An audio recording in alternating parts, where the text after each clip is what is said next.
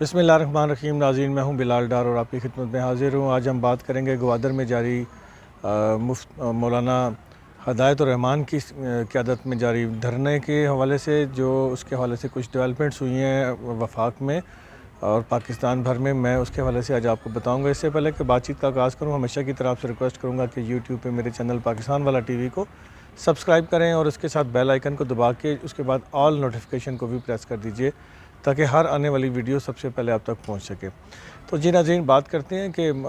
گوادر میں مولانا ہدایت الرحمان صاحب کی قیادت میں ایک دھرنا گزشتہ کئی روز سے جاری ہے اور اس دھرنے کے نتیجے میں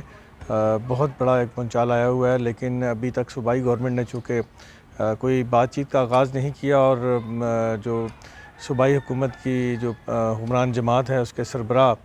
ظہور بولیدی صاحب بھی مفتی صاحب مولانا ہدایت الرحمان کے اس دھرنے کی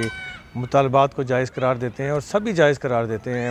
چاہے وہ اپوزیشن میں ہیں چاہے وہ گورنمنٹ میں ہے، سبھی اس دھرنے کی مطالبات کو جائز قرار دیتے ہیں۔ لیکن اس حوالے سے کوئی بات نہیں کر رہا متعلقہ اعلیٰ حکام کے ساتھ یا متعلقہ اتھارٹیز کے ساتھ کوئی بات چیت نہیں شروع ہو رہی کہ اس مسئلے کو کیسے سارٹ آؤٹ کیا جائے، حل کیا جائے۔ لیکن ساتھ ساتھ یہ بھی اطلاعات آ رہی ہیں کہ جو دھرنے کے شرکاء ہیں ان کے لیے مشکلات پیدا کی جا رہی ہیں۔ فار ایگزامپل دھرنے کے شرکاء کے لیے جہاں سے کھانا بن کے تیار ہو کے جاتا تھا اس کی بجلی منقطع کر دی گئی ہے ذیلی انتظامیہ کی طرف سے مبینہ طور پر۔ اس کے ساتھ ساتھ یہ بھی اطلاعات ہیں کہ دھرنے کے شرکاء کو روکنے کے لیے راستوں میں ان کو روکا جا رہا ہے، واپس بھیجا جا رہا ہے۔ تو یہ جو ہتھ کنڈے ہیں یہ استعمال ہو رہے ہیں، یہ بہت افسوسناک ہیں اور یہ بہت غلط ہے۔ احتجاج جمہوری حق ہے اور اگر آپ احتجاج کو دبائیں گے تو وہ احتجاج جو پرامن احتجاج ہے وہ پھر وائلنٹ تحریک میں بدل سکتا ہے، یہ جو کہ کسی کے حق میں بھی بہتر نہیں ہے۔ اور زبردستی اگر آپ حقوق نہیں دیں گے، لوگ تنگ آمد بجنگ آمد والی سچویشن ہے اور اسی وجہ سے وہ سارے لوگ باہر نکلے ہیں۔ اور یہ جو ریلیاں ہوئی ہیں اس دھرنے کے شرکاء کی، وہ بلوچستان کی تاریخ کی سب سے بڑی ریلی ہوئی ہے اور اتنی بڑی ریلی کہ بلوچستان کے کیپٹل کوئٹہ میں کسی وفاقی جماعت جو کہ مسلم لیگ نون ہے، پیپلز پارٹی ہے یا تحریک انصاف ہے یا کوئی اور جماعت ہے یا صوبائی حد تک کہ جو صوبائی جماعتیں ہیں وہ بھی اتنی بڑے جلسہ یا ریلی نہیں کر سکے جتنی بڑی ریلی مولانا ہدایت الرحمان صاحب کی قیادت میں نکلی ہے۔ تو یہ اس سے یہ ظاہر ہوتا ہے کہ پورا جو مکران ہے گوادر ہے، یہ لوگ تنگ آئے ہوئے ہیں اپنے مسائل کی وجہ سے اور کہ کوئی نہیں سن رہا، اس لیے وہ بڑی طاقت کے ساتھ باہر نکلے ہیں اور بڑے غم و غصے میں۔ اگر آپ اس غم و غصے کو خراب کرنا چاہتے ہیں تو اس میں ہرڈلز ڈالیں اور ان سے بات چیت نہ کریں تو یہ خراب ہو جائے گا مزید۔ تو جی ناظرین، آپ بات کرتے ہیں کہ وفاق میں اس حوالے سے کیا ڈیولپمنٹس ہو رہی ہیں۔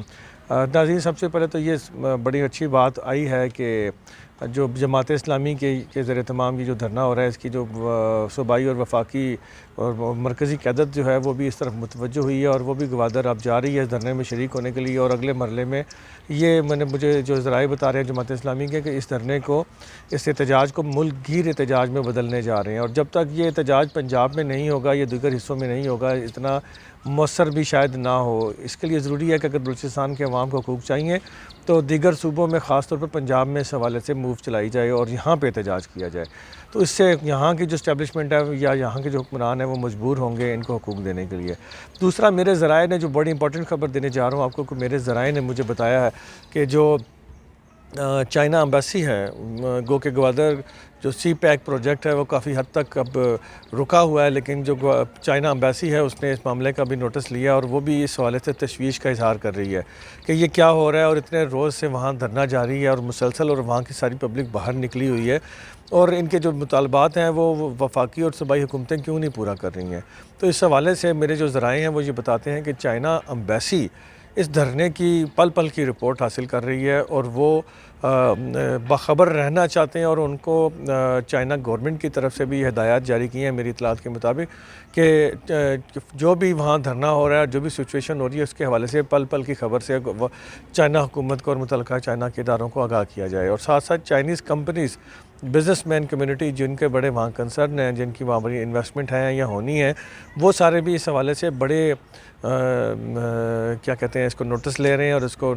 نوٹ کر رہے ہیں کہ یہ کیا ہو رہا ہے، اور وہ ایک ایک چیز سے باخبر رہنا چاہتے ہیں. اور اس طرح سے یہ بھی اطلاعات ملی ہیں کہ چائنا امبیسی نے وفاقی حکومت کو کہا ہے کہ اس معاملے کو دیکھا جائے یہ کیا ہو رہا ہے, اس معاملے کو سارٹ آؤٹ کریں. تو وفاق کے اوپر بھی اب پریشر پڑنا شروع ہو گیا کیونکہ یہ دھرنا مسلسل جاری ہے اور یہ دھرنے کے شرکاء کی بہت بڑی کامیابی ہوگی. اور اگر اس تحریک کو جماعت اسلامی ملک گیر تحریک میں بدل دیتی ہے